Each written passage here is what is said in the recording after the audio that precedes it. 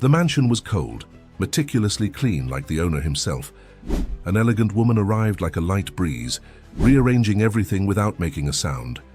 Her care revealed more than efficiency. It revealed presence. And where there had only been control before, something unexpected was born. Tenderness. If this story interested you, subscribe to our channel and tell us what city you're watching from. Let's begin. Montgomery Manor, an old mansion hidden among the humid slopes of Asheville, North Carolina, always maintained its routine, timed with almost military precision. Since the matriarch's passing, the hallways remained silent, the gardens meticulously cared for, and the furniture eternally polished, as if waiting for someone who would never return. At the top of that imposing structure, in an office lined with dark wood bookshelves, Arthur Montgomery kept his life under absolute control. A meticulous businessman and heir to one of the region's most influential families, he lived between contracts, meetings, and expansion projects that increasingly distanced him from what had once been his home. The manor was now merely a reflection of what he had become, reserved, impeccable, and completely isolated. Days followed with the predictability of an old clock. Arthur woke at 6 in the morning, drank his black coffee on the balcony overlooking the Blue Ridge Mountains, reviewed reports until 8, and then left for his downtown office. He always returned after nightfall, when the house was already immersed in twilight and the staff had retired to their quarters. He preferred it that way. The silence that demanded no conversations, the solitude that asked for no affection. There was something comforting in that empty routine, something that protected him from the surprises life might bring. Surprises, he had learned too early, were rarely good. Mrs. Yvonne, the housekeeper, who had managed the household staff for over 20 years, knew every corner of the property as if they were extensions of her own body. She was the one who ensured everything ran as Arthur expected, without failures, without setbacks. Her presence was both firm and discreet, a rare combination that made her indispensable. But even she, with all her efficiency, had begun to feel the weight of the years. The stairs seemed steeper, the mornings more tiring.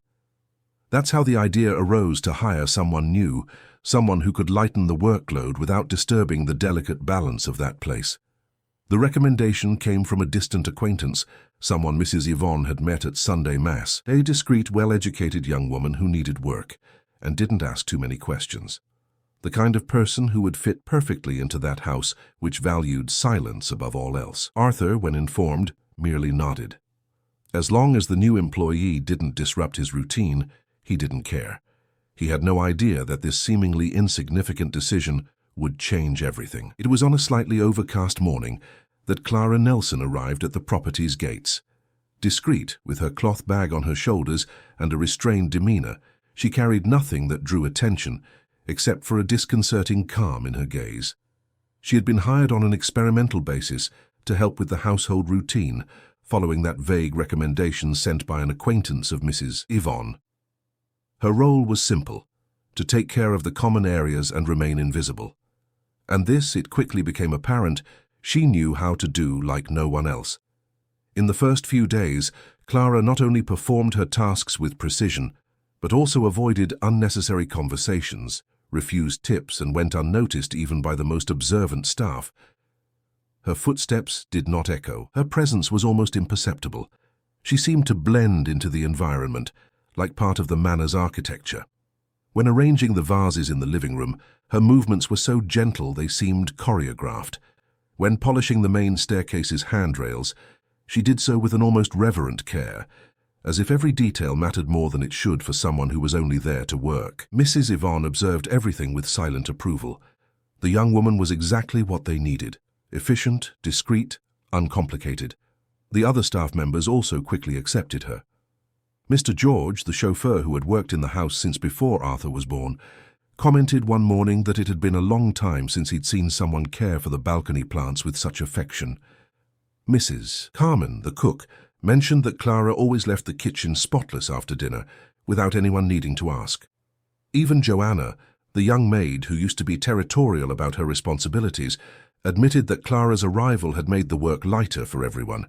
For most of the staff, Clara was a welcome addition, someone who made daily life easier without creating conflicts. But for Arthur, something in her reserved demeanor and the almost sacred perfectionism with which she arranged cutlery or polished the stair railing, sounded like a disguise.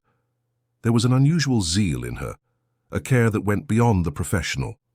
And for a man who learned still in adolescence to distrust appearances, that was more a warning sign than a cause for admiration. Memories were like poorly healed wounds.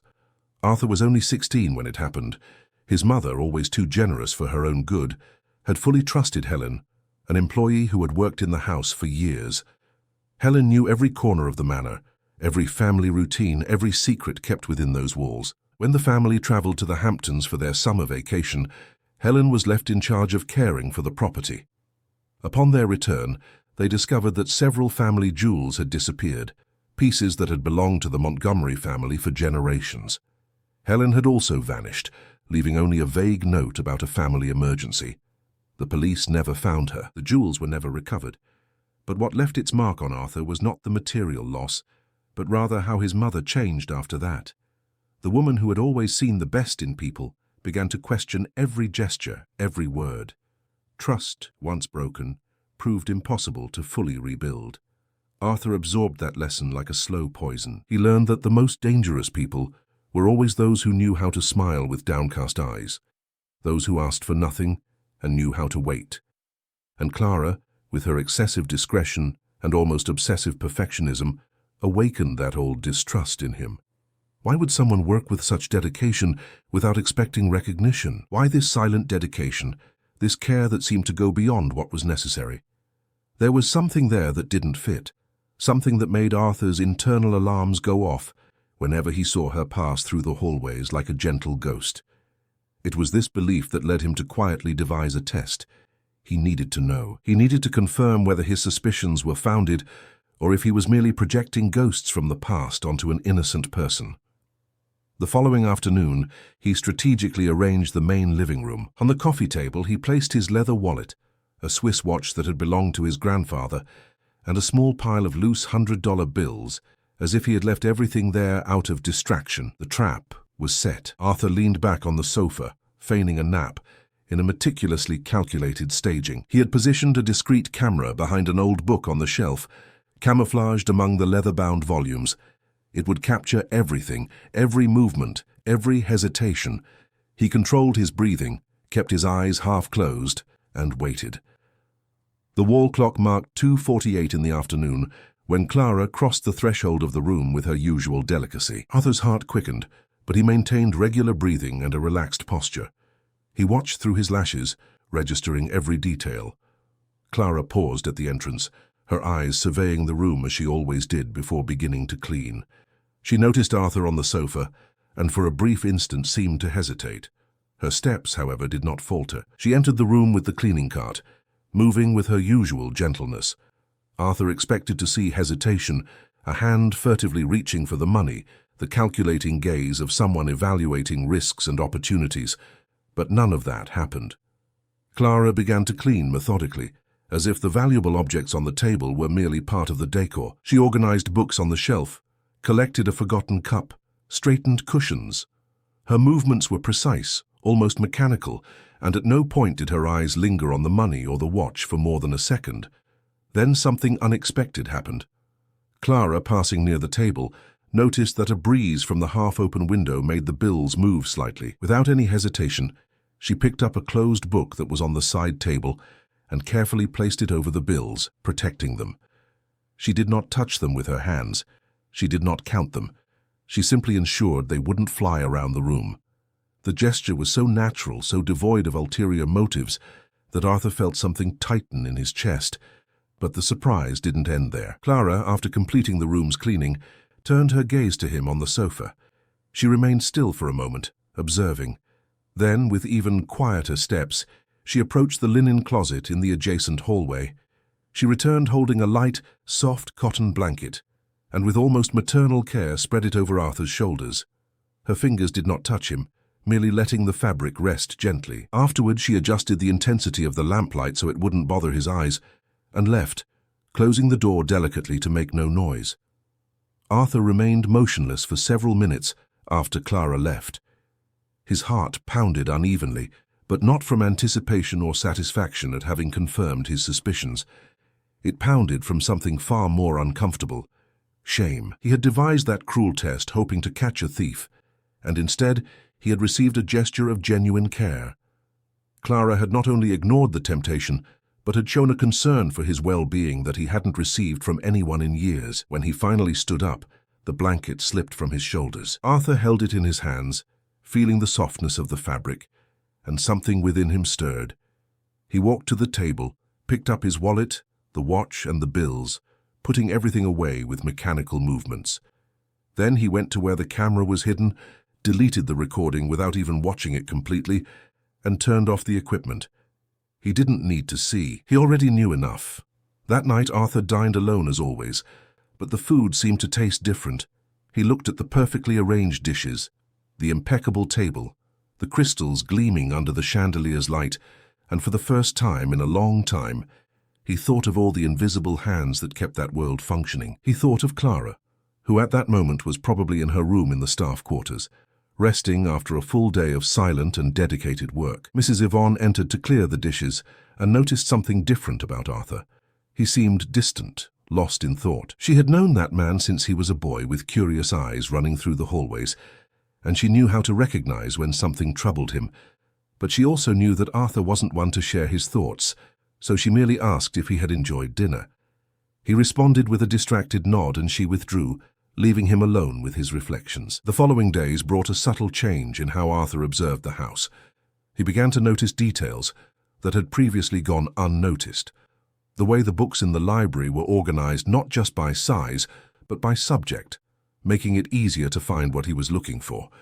The way the living room curtains were adjusted to allow natural light in the morning, but block the strong afternoon sun. The fresh flowers that appeared in strategic vases, always in colors that best matched each room.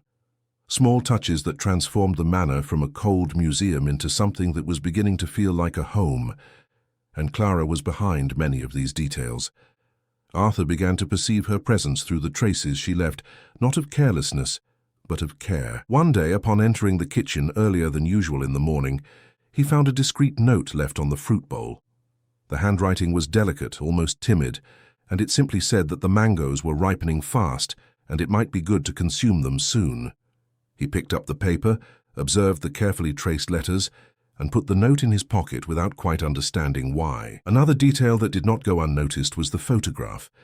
In the hallway leading to his office, there was a wooden sideboard where correspondence and unimportant objects used to accumulate. One day, Arthur noticed a framed picture he didn't remember seeing there.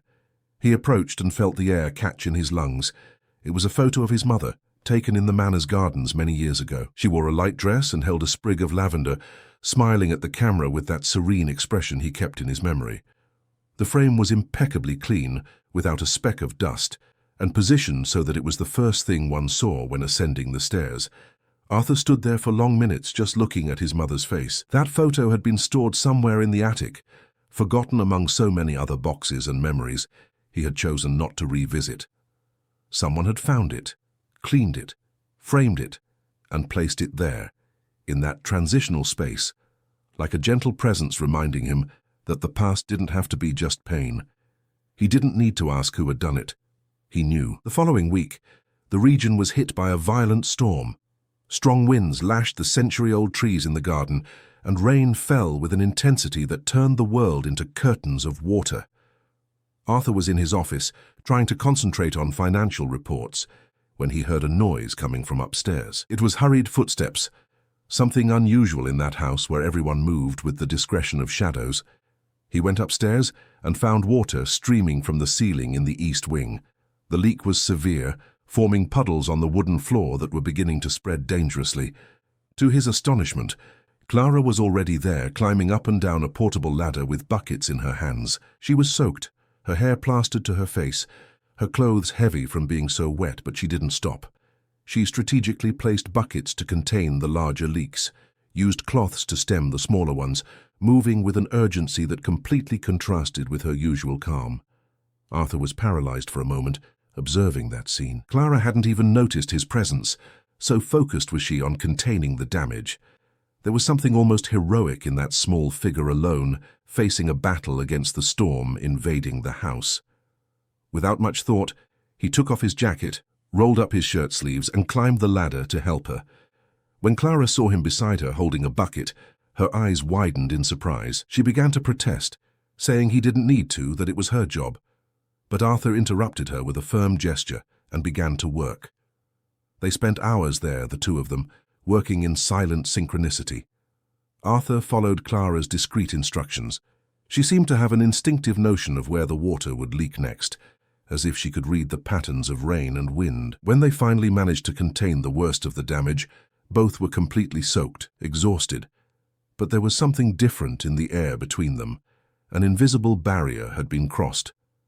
It was that night, while trying to fix an electrical fluctuation in the rear wing that persisted after the storm, that Arthur caught Clara trying to seal a broken window with towels. She was completely soaked again, shivering from the cold. But she persisted in her task with that silent determination that had become her hallmark. The glass had cracked from the impact of a branch, and the wind was blowing water into the hallway. Clara tried to fit the towels into the gaps, but the wind repeatedly ripped them out. Arthur approached without a word. He picked up some planks he found in a nearby storage room and began nailing them over the window, creating a temporary seal until the glass could be replaced. Clara helped him, holding the planks in place while he hammered. Their fingers briefly touched when she passed him a nail, and both felt an electric current course through that fleeting contact. Neither of them commented. When they finished, soaked and covered in dust, they stood there for a moment. The rain continued outside, but now the hallway was protected. Clara murmured an almost inaudible thank you, and for the first time, Arthur saw something different in her eyes. She was no longer just the discreet employee, no longer just the invisible presence that kept the house running. She was a person, a woman of flesh and blood, cold, tired, but with an inner strength that deeply impressed him. In the days following that storm, something changed in the house's dynamic. Arthur began to appear more in the common areas. He had coffee in the staff kitchen with the other employees in the morning, something he had never done before. He walked through the gardens observing the restoration work after the rain damage, and inevitably, his paths crossed Clara's more frequently. He began to notice more things. The way she talked to Mr. George, patiently listening to his stories about the manor's old days. The way she helped Mrs. Carman in the kitchen, peeling potatoes while they quietly discussed recipes and seasonings. The patience with which she taught Joanna, the younger maid, tricks for cleaning silver without damaging it. Clara was not just efficient, she genuinely cared about the people around her, and this created a different atmosphere wherever she was. One afternoon, Arthur was in his private library, a space he considered sacred and where he rarely allowed staff entry. But the place needed a deep cleaning, and Mrs. Yvonne had assigned Clara to the task. He decided to remain there, pretending to read, but in reality observing how she would handle that very personal space. Clara entered with her usual discretion, but Arthur noticed how her eyes scanned the shelves with something akin to reverence. She didn't just clean. She studied the books, read titles, sometimes gently ran her fingers over the spines, as if she could feel the stories contained within. When she reached the botany section, she paused for a few seconds, observing old volumes on Brazilian plants. Arthur, from his corner, saw a small smile touch her lips. "You like plants," he said suddenly, breaking the silence. Clara started, clearly not expecting him to initiate a conversation. Her eyes met his for a brief moment, before lowering again. "Yes, sir," she replied softly. "My grandmother had a garden. She taught me the names, the properties, how to care for each one. It was our time together." There was a delicate sadness in those words, a longing that Arthur recognized because he carried it too. "My mother loved the gardens," he continued, surprising himself with his own openness, "especially the lavender. She said they brought peace." Clara raised her gaze again, and this time held it. "Lavender is special," she agreed. "They persist, even when neglected. Just a little care is enough for them to bloom again." It wasn't a deep conversation, nor particularly long, but it was the first time Arthur and Clara exchanged words that weren't work instructions or formal thanks. And when she left the library, Arthur looked at the botany books, thinking of forgotten gardens and lavender waiting for care. The next day, during his morning walk around the property, Arthur decided to explore the back of the house, an area he rarely visited. That's when he discovered the greenhouse, or rather what was left of it. The glass and iron structure was covered in climbing plants, many of the panes broken or fogged by time, but still standing, silently resisting the passage of years. Inside, to his surprise, there were recent signs of care. The floor had been cleaned, some old shelves were organized, and in small improvised pots lavender seedlings were beginning to sprout. Arthur stood there, processing that discovery. No one had used that greenhouse for over a decade. It had been his mother's personal project, her refuge where she spent hours caring for her plants, especially her beloved lavender. After she passed, the greenhouse was abandoned, closed off like so many other parts of life that Arthur had chosen not to revisit. But someone had rediscovered it. Someone had cleaned it, organized it, and planted seeds of a new beginning in that forgotten place. He knelt beside the lavender seedlings, delicately touching the still fragile leaves sprouting from the damp earth. He felt his eyes sting and allowed himself, for the first time in years, to remember without pain. He remembered his mother with her hands in the soil, explaining how each plant had its own personality, its own needs. He remembered the scent of lavender that always permeated her clothes, the serene smile she had when she was there, in her small green sanctuary. He heard footsteps behind him and knew, without needing to look, who it was. Clara stopped at the greenhouse entrance, clearly surprised to find him there. "Excuse me," she said quickly. "I didn't know you came here. I can stop if I'm intruding." Arthur stood up, discreetly wiping his eyes. "No," he replied, his voice rougher than he intended. "Please continue. My mother would be happy to know someone is taking care of this place again." There was a moment of silence between them, filled with mutual understanding. Clara walked to where he was, knelt beside the seedlings, and gently adjusted the soil around one of them. "I found seeds stored in an attic cupboard," she explained softly, "and a notebook with notes about the plants. Your mother had beautiful handwriting. She wrote as if she were talking to the plants, telling them to grow strong and healthy." Arthur felt a tightening in his chest. "She did," he confirmed. "She said plants responded to affection as much as any living thing." Clara smiled, a small but genuine smile. "My grandmother said the same thing. I think people who love plants understand something important about patience and hope. They know that not everything grows quickly, but everything grows eventually, if it receives the right care." The words hung in the greenhouse air, carrying meanings that went beyond gardening. Arthur looked at Clara, truly looked, perhaps for the first time since she had arrived. He saw not just the discreet employee, but the woman who had chosen to dedicate her free time to restoring a forgotten garden, who had found in old, dusty pages the voice of someone she had never known and decided to honor her by making her plants live again. The tranquility of those days, however, would not last long. Montgomery Manor, despite its isolation on the slopes of Asheville, North Carolina, was not completely disconnected from the outside world. Arthur still had social obligations, professional commitments that required his presence at events where appearances mattered more than substance, and it was at one of these events that everything began to unravel. The reception was for potential investors, influential people Arthur needed to impress to close an important deal. The manor had been meticulously prepared for the occasion. Chandeliers gleamed, crystals sparkled, and the gardens, even in the twilight, displayed their carefully maintained beauty. Guests arrived in elegant cars, dressed in their finest clothes, bringing with them that atmosphere of false cordiality that characterized high society events. Clara was helping with the service, circulating discreetly among the guests with trays of canapés and champagne flutes. She wore the formal uniform designated for the occasion, simple yet elegant, and maintained her characteristically discreet demeanor. Arthur observed her from afar, noting how she moved among people without disturbing conversations, how she appeared exactly when someone needed something without needing to be called. It was a remarkable skill, that ability to be present and invisible at the same time.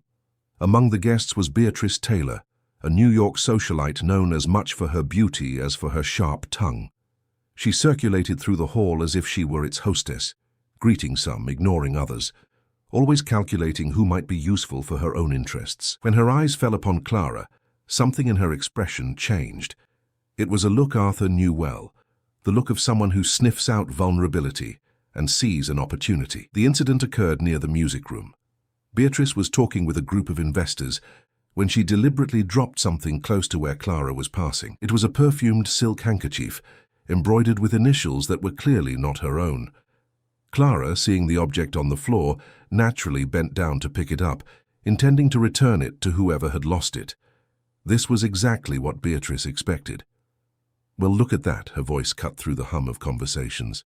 "How interesting. My handkerchief fell right where this young woman was passing. What a remarkable coincidence." The tone was sweet, like poisoned honey, and the surrounding guests began to pay attention. Clara froze with the handkerchief in her hands, her eyes wide with surprise and confusion. Beatrice continued, now with a smile that didn't reach her cold eyes.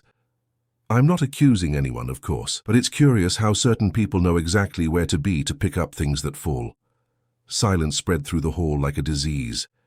Everyone now looked at Clara, who remained motionless, holding the handkerchief as if it was something that could burn her. Her face was pale, but she said nothing. She didn't try to defend herself. She didn't cry. She just stood there waiting, as if she already knew that any word would be used against her. Arthur felt rage boil in his veins. He knew that kind of game, that cruelty masked as social concern. Beatrice didn't believe Clara had stolen anything.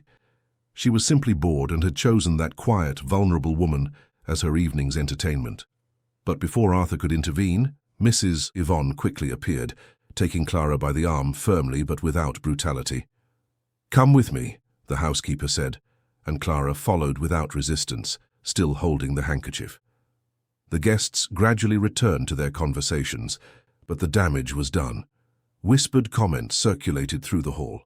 Looks of pity or distrust followed the path Clara had taken. Beatrice, satisfied with the chaos she had created, turned her attention back to the investors as if nothing had happened. Arthur had to maintain his composure, smile, talk about business, but inside he was furious with himself for not having acted faster. In the back hallway, Mrs. Yvonne led Clara to a small private sitting room. The young woman finally dropped the handkerchief, her hands trembling slightly. The housekeeper observed her with a mixture of concern and frustration. "What happened there, Clara?" she asked, keeping her voice firm but not hostile. Clara swallowed hard. "The handkerchief fell," she said simply. "I was going to return it, but she said those things before I could explain." Mrs. Yvonne sighed. "I know Mrs. Beatrice's type, people who amuse themselves by creating problems for others. But you need to understand, child, that in a house like this, appearances matter. And now there are doubts about you." Clara nodded slowly, her eyes fixed on the floor. "I understand. I can leave if you think it's best." The housekeeper frowned. "No one is sending you away, but you will need to be careful, even more careful than you already are." When Clara finally returned to her room that night, after all the guests had left and the manor had returned to silence, she sat on the edge of the bed and allowed herself, for the first time since she arrived there, to cry. They weren't dramatic tears, just a silent weeping that washed away the humiliation and injustice of that moment. She didn't expect the world to be fair, but she expected at least the chance to defend herself before being judged. Arthur, in his office, also couldn't sleep. The scene at the reception replayed in his mind. The way Clara had stood there, defenseless, awaiting the judgment of people who had never deigned to know her. The way he himself had been paralyzed, caught between his social obligations and his instinct to protect her. And he realized with painful clarity that his initial suspicions about Clara had been as cruel as Beatrice's veiled accusation. He had tested her honesty with that trap in the living room, and now someone else accused her of dishonesty without any proof. The irony was bitter as gall. The next morning, Clara arrived in the kitchen earlier than usual, with dark circles under her eyes but with the same restrained demeanor as always. She prepared coffee, tidied the staff kitchen, performed her tasks with the mechanical precision of someone using work as a shield against unwanted thoughts. The other staff treated her with cautious kindness. No one mentioned the incident from the previous night, but everyone knew. It was during her cleaning shift in the upper hallway that Clara noticed the travel bag in her room.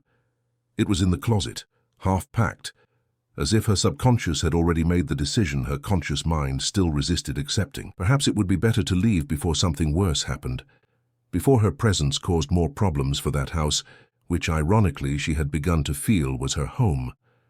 But when she returned to her room at the end of the day, she found something unexpected on her bed. A white envelope of heavy, good-quality paper with her name written in firm, masculine handwriting. Clara picked it up with trembling hands, opening it slowly. Inside, a single piece of paper with a handwritten phrase, unsigned, simply read, "Some truths don't need to be shouted to be felt." Beside the note, there was something else. An old silver brooch in the shape of a lavender sprig, delicately crafted, clearly a piece of sentimental value. Clara touched it with reverence, recognizing it from a photograph she had seen in the attic. It was the brooch Arthur's mother wore in the photo, where she held lavender in the garden. Why would he give it to her? What did that gesture mean?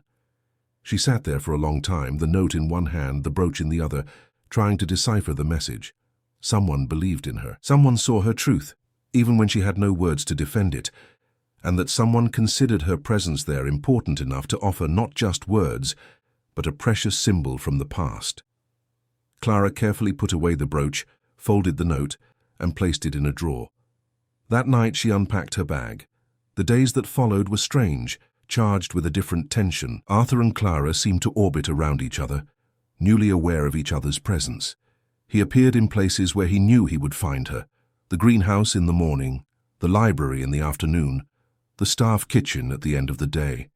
They didn't talk much, but there was a silent communication in the exchanged glances, in the small gestures. It was during one of these mornings in the greenhouse that Clara decided to explore the attic, further in search of other gardening tools Arthur's mother might have used. The place was a labyrinth of dusty memories, stacked boxes containing decades of the Montgomery family's history. Among sheet-covered furniture and locked chests, she found something unexpected: a worn leather-bound notebook tied with a string. She opened it carefully and recognized the handwriting she had seen before, Arthur's mother's. But they weren't just notes about plants. They were thoughts, reflections, small chronicles about life in the manor. Clara knew she shouldn't read it, that it was private, but something compelled her to continue. One entry in particular caught her attention. It was dated many years ago and read, "Arthur is closing himself off more and more. Helen's betrayal marked him deeply. I fear he will carry this distrust forever, that he will never truly allow anyone to get close. I need to find a way to show him that not everyone who appears kind hides ulterior motives."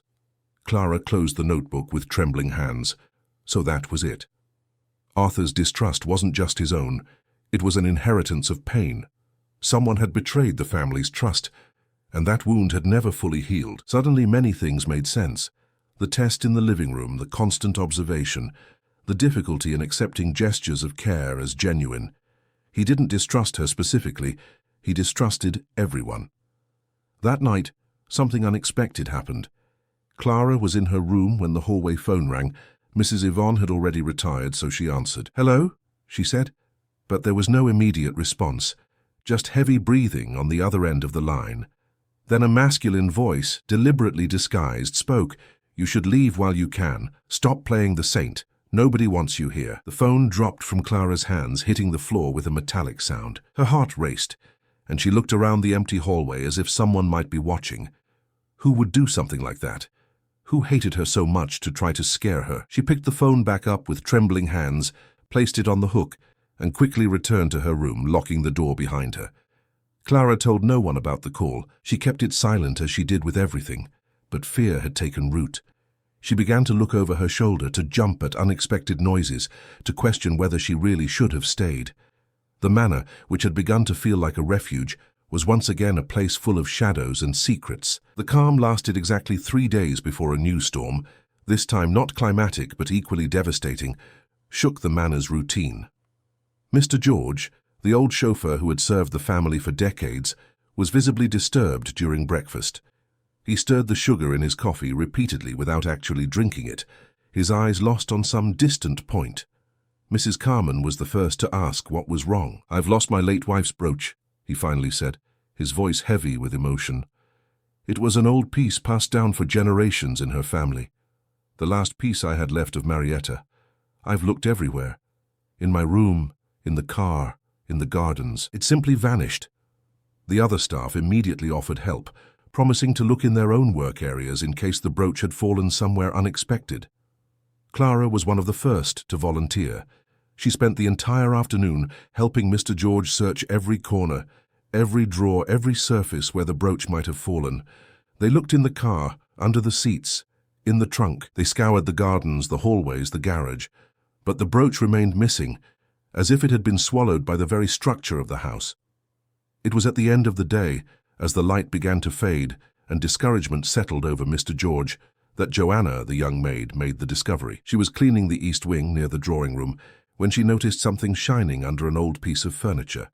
It was the brooch, a small oval cameo with the photo of a gentle-eyed woman.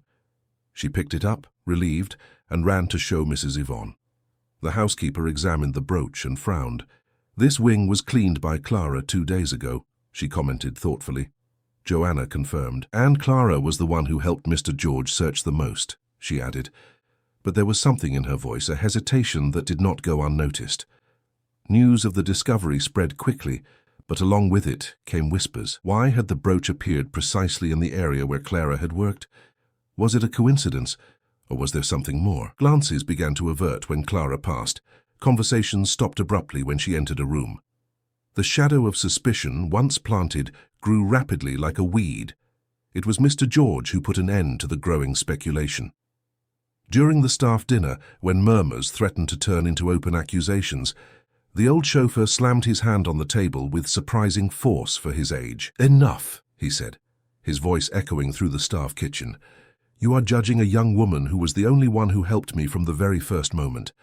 Clara searched every inch of this house by my side, looking for something that wasn't even hers. If the brooch was in that wing, it was probably I myself who dropped it when I passed through there days ago, and I simply didn't remember." He looked directly at Clara, who was sitting silently in the corner of the table. "I apologize, Clara, for the suspicion, for the embarrassment. You were more than generous with me, and I allowed doubts to tarnish your kindness." Clara merely nodded, her eyes glistening with unshed tears. "You don't need to apologize, Mr. George. I'm just happy you found the brooch." The matter was officially closed, but Clara knew that the shadow of doubt never completely disappears. There would always be those who wondered.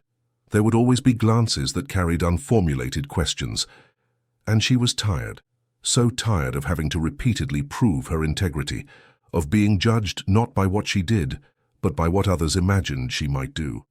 Arthur observed everything from afar, and for the first time in a long time he felt profound shame for himself. He had created this atmosphere of distrust. His own inability to trust people had infected the entire house. Clara, who had never asked for anything, who worked silently and cared for everyone with genuine dedication, was being punished for her kindness. And he, who should protect those who worked under his roof, had failed completely. In the days that followed, Arthur began to change his routine more radically. He was no longer just a distant observer. He started to actively involve himself in the life of the house. He had coffee with the staff every morning, asking about their lives, their plans, their concerns. He began to personally care for the garden, getting his hands dirty with soil, pruning rose bushes, watering the plants. And inevitably, he spent more and more time in the greenhouse, where Clara continued her work of botanical resurrection. One afternoon, he found her there planting new lavender seedlings. "May I help?" he asked, and Clara, surprised but not displeased, agreed. They worked side by side in comfortable silence, their hands in the soil, the scent of growing plants all around. It was Clara who broke the silence. "You're different, sir," she commented softly. "More present." Arthur considered her words carefully before responding. "I've been absent for too long," he admitted. "Not just physically, but emotionally. I built walls thinking I was protecting myself, but I was only imprisoning myself." Clara continued planting, but he could see she was listening intently. "Someone taught me that not everything needs to be shouted to be felt," he continued, echoing the words he had written in the note. "Sometimes the deepest truths are the quietest ones." Clara stopped working and looked at him. Their eyes met, and in that moment, so many unspoken things passed between them. Gratitude, recognition, something deeper that neither of them was ready to name. "Thank you," she finally said, "for believing, for giving me a chance when others didn't." Arthur felt a tightening in his chest. "You didn't need to thank me. I should be thanking you for caring for this house, for bringing life back to places I had let die, for reminding me that trusting people even with the risk of being hurt is still worth it." They returned to work. but something had irrevocably changed between them. Weeks passed, and spring began to transform the manor's gardens into an explosion of colors and perfumes. The lavender in the greenhouse bloomed abundantly, filling the air with its characteristic aroma. Clara continued her diligent work, but now there was more lightness in her steps, more smiles in casual encounters in the hallways. The entire house seemed to breathe differently, as if it too were awakening from a long winter. It was on a sunny September morning that Clara received an unexpected piece of mail, an envelope stamped with the Montgomery Foundation's letterhead, a charity the family maintained which offered scholarships to low-income young people. She opened it with curiosity, imagining it might be a general announcement for the household staff, but it wasn't. Inside was an official letter, on quality paper, with the Foundation's embossed logo. "Dear Miss Clara Nelson," the letter began, "it is with great pleasure that we inform you of your selection for the Montgomery Foundation's full scholarship program in nursing. The scholarship includes full tuition, educational materials, accommodation in a student dormitory, and a monthly financial allowance for personal expenses.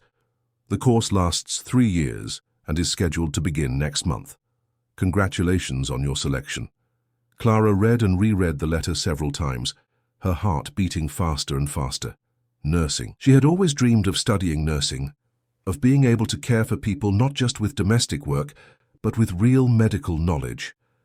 But she had never had the resources for it, had never applied to any selection process because she knew she couldn't afford it. How was it possible? She immediately sought out Mrs. Yvonne. The housekeeper read the letter and smiled, a knowing smile that said more than words. "You applied for this?" Clara questioned. "No," she replied, confused. "I never applied. I didn't even know this scholarship existed." Mrs. Yvonne handed her back the letter. "Well, someone applied for you, someone who saw your potential and wanted you to have a chance." Clara felt her eyes well up. She knew who it was, even without confirmation.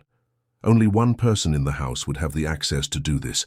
Only one person knew her story well enough to know that nursing was her secret dream. Arthur. He had done this for her, silently, without expecting recognition, just as she had cared for the house and him without ever asking for anything in return. That afternoon, during the daily tea Mrs. Carman prepared, Clara found Arthur in the library. He pretended to read a book, but she could see he was merely looking at the pages without truly seeing them. "We need to talk," she said softly. He raised his eyes, trying to maintain a neutral expression, but anxiety was there. "I received a letter today," Clara continued, "about a scholarship I never applied for but somehow has my name on it." Arthur slowly closed the book. "It's a good opportunity," he said. "You deserve that chance. Nursing is a noble profession. It would suit you." "Why?" Clara asked, her voice breaking slightly. "Why do this for me?" Arthur stood up, walked to the window overlooking the greenhouse. "Because you reminded me of something I had forgotten," he replied. "That genuine kindness exists, that not every act of care has ulterior motives, that it's possible to trust again. You brought life back to this house, to me, and now it's time for you to live your own life, to pursue your own dreams." "But what if I don't want to go?" Clara whispered. "What if I want to stay?" Arthur turned to her, and there was pain in his eyes. "You can't stay just because it's convenient or safe. You deserve more than that. You deserve an education, a career, a future. And he hesitated, taking a deep breath. "I can't be selfish enough to ask you to stay." Clara then understood the sacrifice he was making. He was offering her freedom, opportunity, even if it meant losing her. It was a gesture of true love, placing her needs above his own desires. "Thank you," she finally said, tears flowing freely now, "for everything, for believing in me when no one else did, for giving me wings when you could have kept me captive." The days that followed were bittersweet. Clara began making preparations for her departure, organizing her few belongings, saying goodbye to the staff who had become her second family. Mrs. Carman prepared her favorite dishes. Mr. George offered to drive her to the student dormitory. Joanna cried openly, saying the house wouldn't be the same without her. On the eve of her departure, Clara visited the greenhouse one last time. The lavender was in full bloom, a sea of purple and perfume filling the space. She delicately touched the flowers, remembering all the mornings there, the patient work, the satisfaction of seeing something dead come back to life. She heard footsteps behind her and knew who it was. Arthur entered the greenhouse carrying something in his hands, a small package, wrapped in white paper and tied with a simple ribbon. "For you," he said, extending it. "For your new journey." Clara opened the package carefully and found an old book on Brazilian medicinal plants. On the first page there was a dedication written in his mother's hand. "To my son, that he may learn that caring is the purest form of love." "She would want you to have this," Arthur said. "My mother would say you would continue her legacy better than I ever could."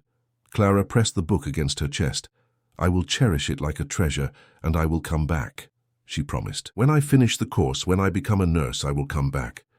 "You don't need to promise that," Arthur replied softly. "You need to go where life takes you." Clara shook her head. "It's not an empty promise, it's a certainty. Because this place, you have become my home. And people always come back home." The next morning, Clara left. Mr. George drove the car slowly down the winding road, and she looked out the rear window until the manor disappeared among the trees. Arthur stood at the gate, watching until the car became just a distant dot. Then he went back inside, to the house that suddenly seemed too large and empty. Months passed. Autumn brought golden leaves and colder temperatures. Arthur maintained the routine Clara had helped establish. He personally cared for the gardens, kept the greenhouse blooming, and had coffee with the staff. The house was well cared for, but something essential was missing. She was missing. He received occasional letters, brief updates about the course, about anatomy and pharmacology classes, about her hospital internships. Clara was an excellent student, which was no surprise. She applied the same silent dedication to her studies that she applied to everything. Arthur carefully kept each letter, rereading them on lonely nights. Spring returned, bringing with it the promise of renewal. The lavender in the greenhouse bloomed again, more abundantly than ever. Arthur was there one morning, watering the plants and lost in thought, when he heard Mrs. Yvonne's voice calling him from the house. "Mr. Arthur, someone is arriving." He stepped out of the greenhouse and saw a figure crossing the main gate.